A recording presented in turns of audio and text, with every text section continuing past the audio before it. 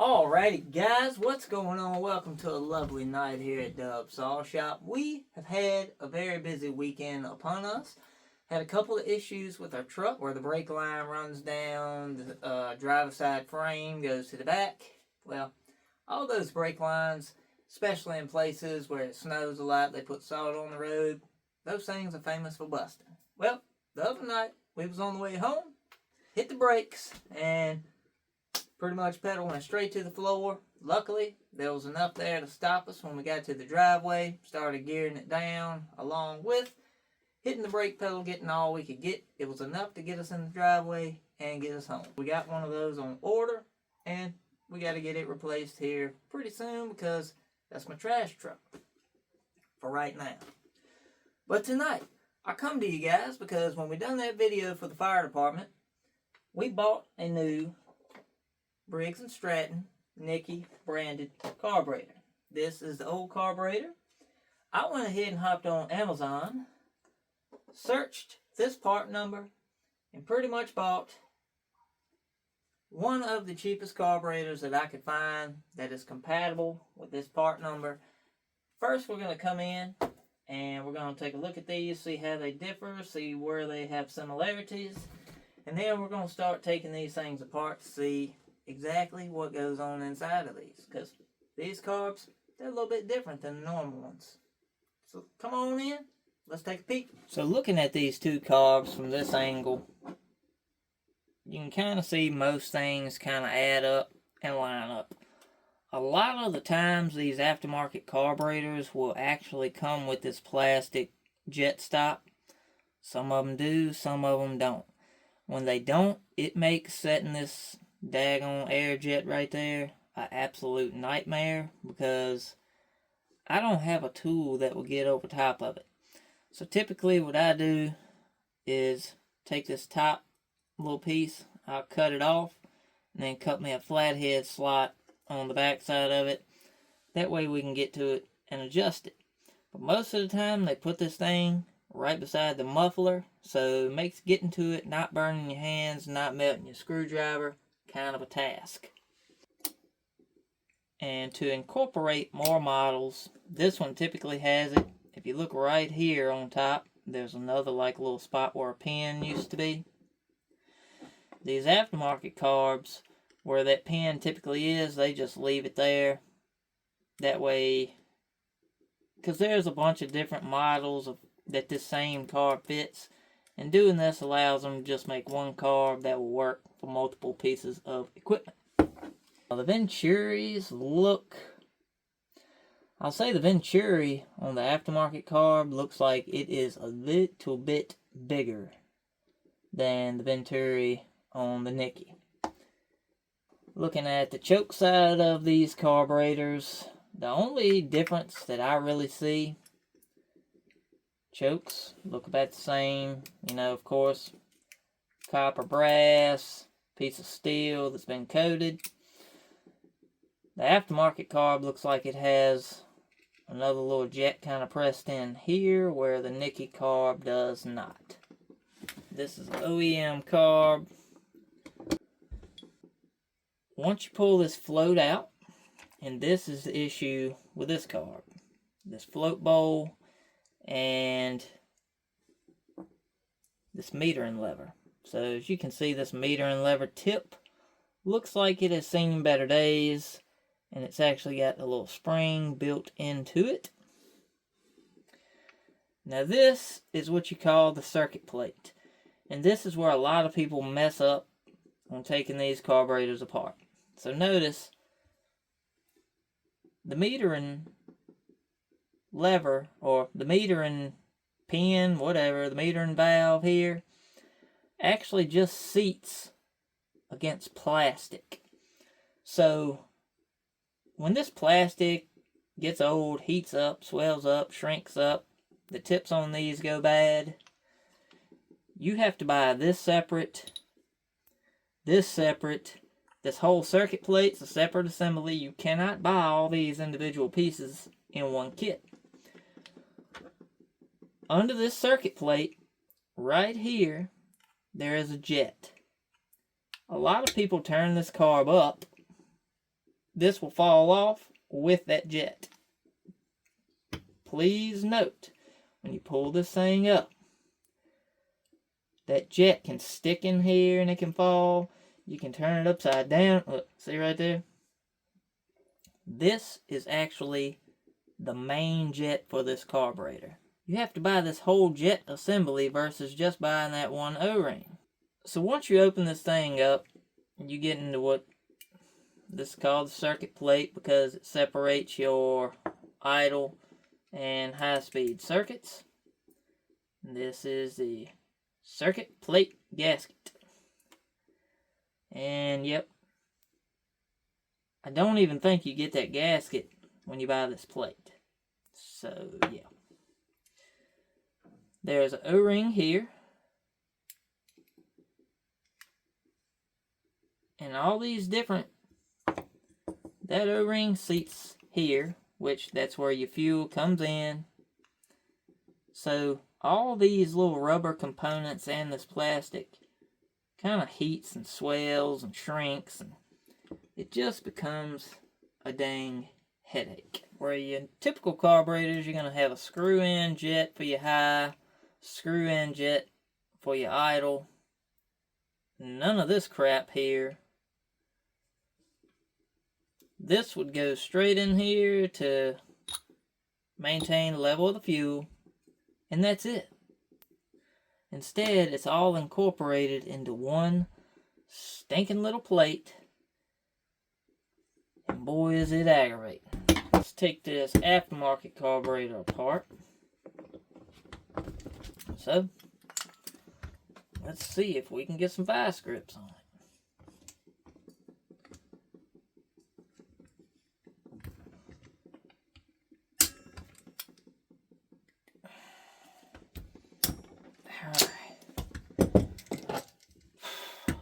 They already got lock washers on them. They do not need Loctite on these bolts.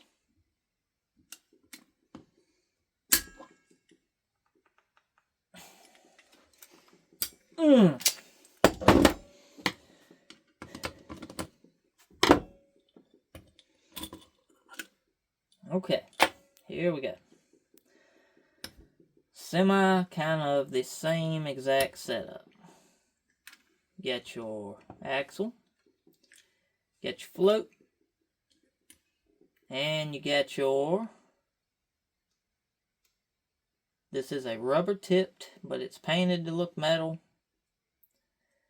and it's got a full range spring on it versus full range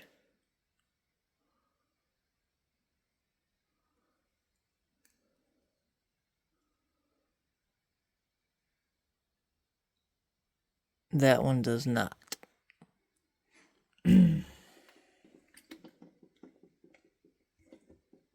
Looking in here, we have about the same setup. Could it work? Well, there's really only one way to find out. I can tell you the aftermarket carburetor jet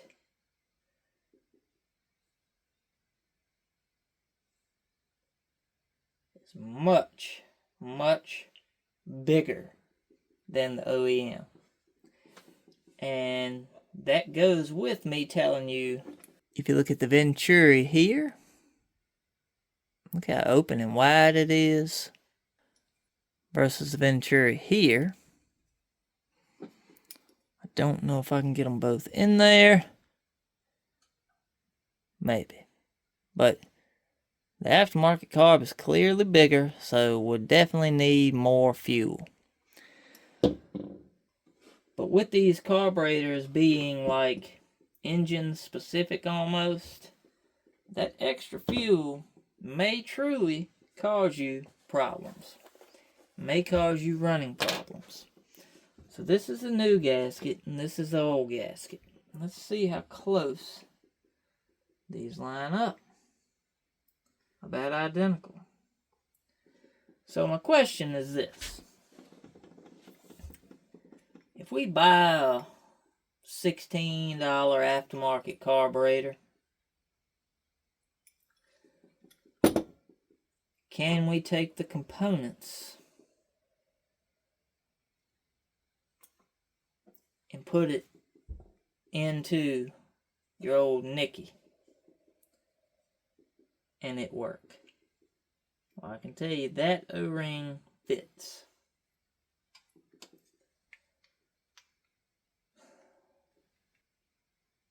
That all looks like it lines up.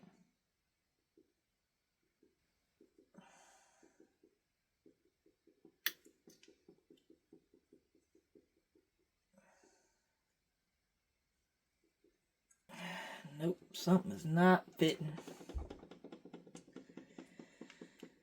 I had a feeling it was going to be that way.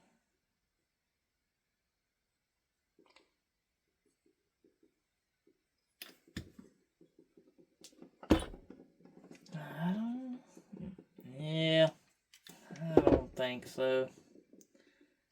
The gasket's just not gonna go down there, I don't think. Because this has to go down easy to seal. So, let's use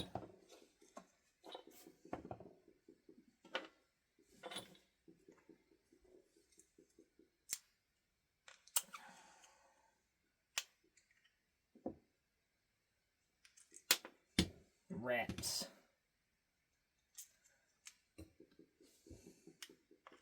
That jet falls out easy. I'm going to take this. I'm going to try to line it up.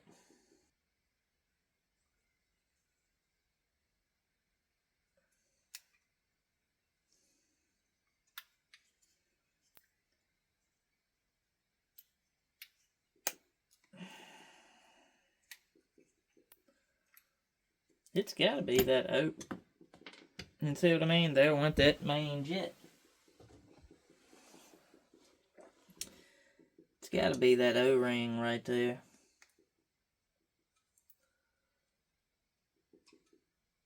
Maybe let's put you there.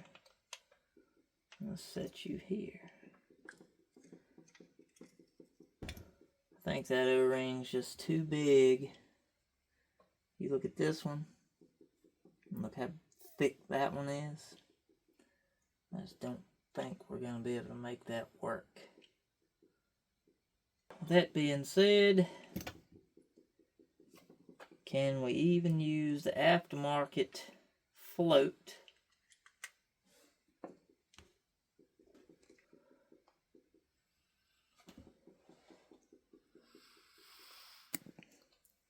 And that's the reason why this carb kept flooding that pump.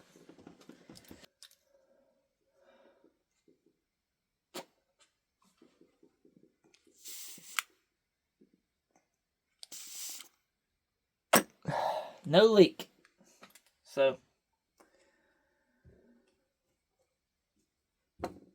that shows you these little plastic components, gaskets, they wear out. And to buy all this stuff separately, it's probably going to cost you about $120, $130. You can buy this whole carb for $145, and it's like $20 shipped to you. So $160, whole OEM setup. Versus $25, $20. Will this work? Maybe. But when it comes to yard equipment or something, I would definitely give something like this a try. When it comes to fire department and stuff that has to work 100%, no. You cannot buy a $20 carburetor compatible with this and rebuild that. The parts and components are just made different, and it does not work. This may be a good option. I would try it, but like I said, You know my reasons. So that is the Briggs and Stratton Nikki carburetor and its aftermarket counterpart. The same, but totally different all at the same time. Come back, check us out. You guys, have a great night. Reach down, hit that subscribe button if you're new to the channel and you found any valuable knowledge or any help out of any of this. Smash the little thumbs up. Let everybody know you were here and liked it. And you guys, have a great night. Come back. Dubs, we out.